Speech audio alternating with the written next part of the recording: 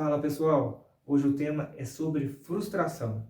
Quem já não se frustrou, não é mesmo? Só que temos que ter consciência de que a frustração ela é uma escolha, ela não é uma reação, ela só é uma reação, só é um reagir da mente se você estiver inconsciente.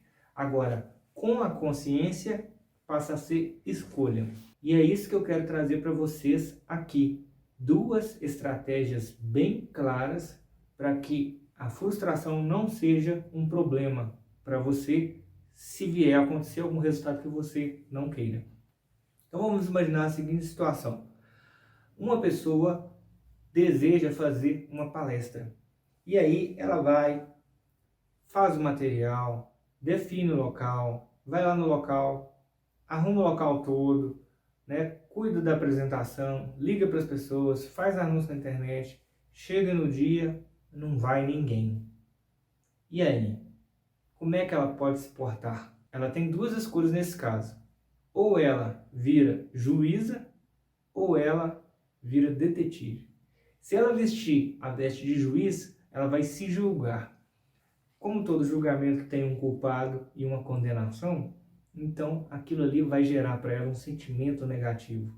Ela vai se sentir para baixo, vai se sentir desenergizada, que é tudo que você não precisa quando algo de errado acontece. Pelo contrário, você precisa de energia para driblar a situação e colocar tudo no eixo novamente. E a outra opção que ela tem é a de ser um detetive, ou seja, observadora.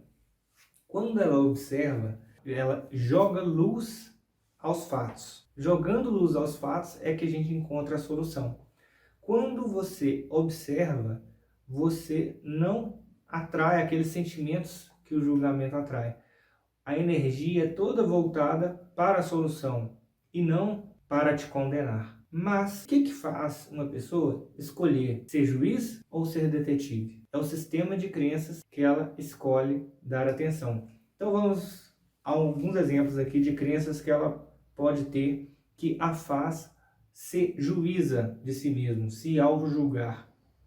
Se ela pensa assim, ó, quem é bom mesmo dá conta de primeira. Essa crença aqui faz com que ela se torne uma pessoa ansiosa. Por quê? Ela, na cabeça dela, ela tem que garantir que vai conseguir. E aí a ansiedade frutifica aqui, nesse caso. Outra crença, se eu fosse bom como meu pai, eu já teria conseguido.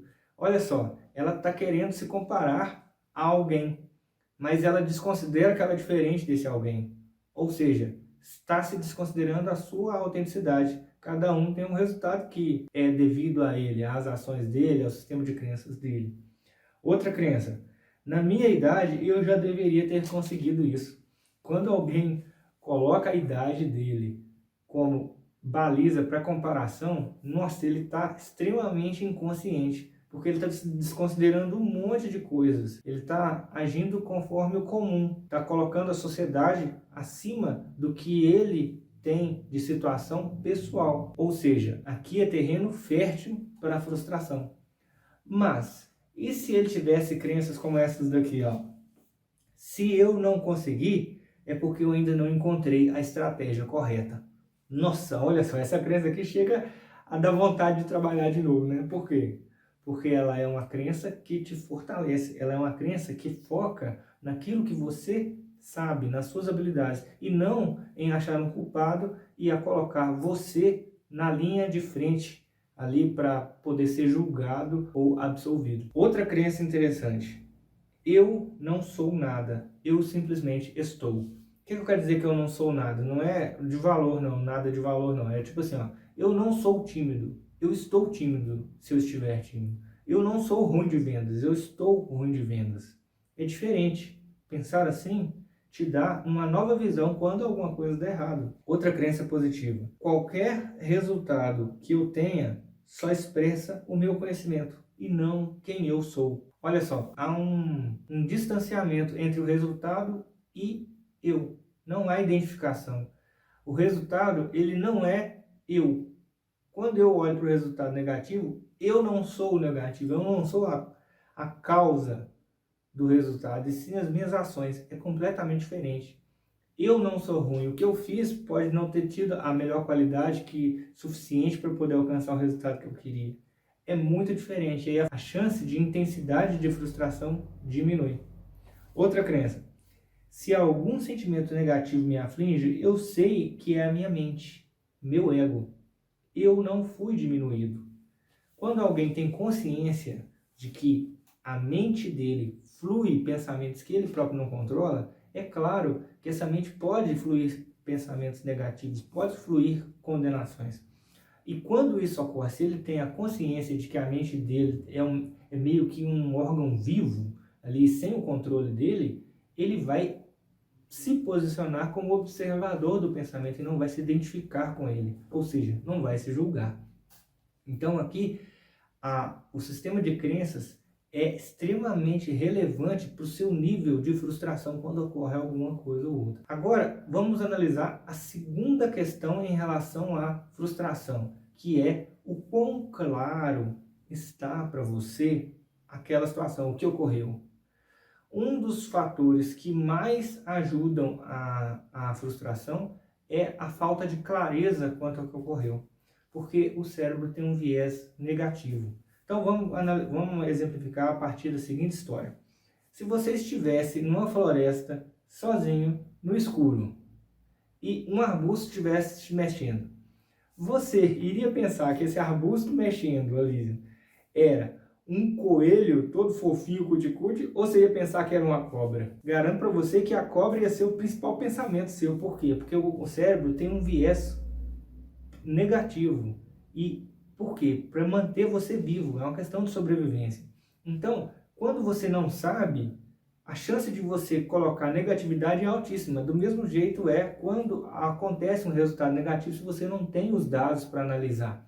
E aí, se você não tem os dados, você tem alta chance de se frustrar. E como que faz para ter dados concisos, corretos em relação ao que ocorreu? Planejando-se.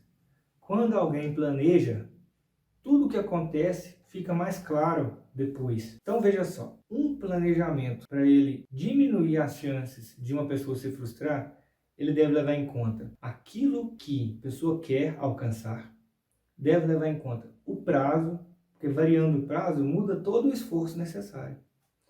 E deve levar em conta qual é o esforço que aquela pessoa entende ser suficiente para aumentar as chances de ela conseguir o que ela quer. Então, se alguém tem em mente esses três elementos, o resultado a ser alcançado, o prazo e quais são as atividades que ele se compromete a fazer para alcançar aquilo que ele deseja, anotado, então ele vai ter uma clareza muito superior quando vier ocorrer algum resultado que ele não desejava, mas que ocorreu. E aqui eu quero fazer a seguinte ênfase.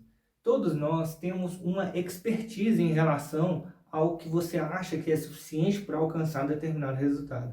Esse é o seu estado atual de cognição sobre aquela situação. E aí, utilizando-se desse estado atual de compreensão sobre tudo, você vai então determinar quais são as atividades que você julga suficientes e vai se comprometer a realizar essas atividades. Quando dá alguma coisa errada no futuro, de você não, porventura, alcançar aquilo que você quer, você vai ter uma sabedoria. Vai olhar para aquilo que você se comprometeu a fazer e entender que aquilo ali é insuficiente. Esse conhecimento vai te dar uma nova visão sobre o que é necessário para alcançar aquilo que você quer. Ou seja, ali você vai obter uma sabedoria. Na vida, você nunca perde. Ou você ganha ou você aprende. Ou seja, ter um plano claro, detalhado, é super relevante para você entender e não se frustrar. Compreendido? Pessoal, esse foi o tema de hoje. Compartilhem, dê o seu like se foi relevante para você. Um abraço, fiquem com Deus e até mais.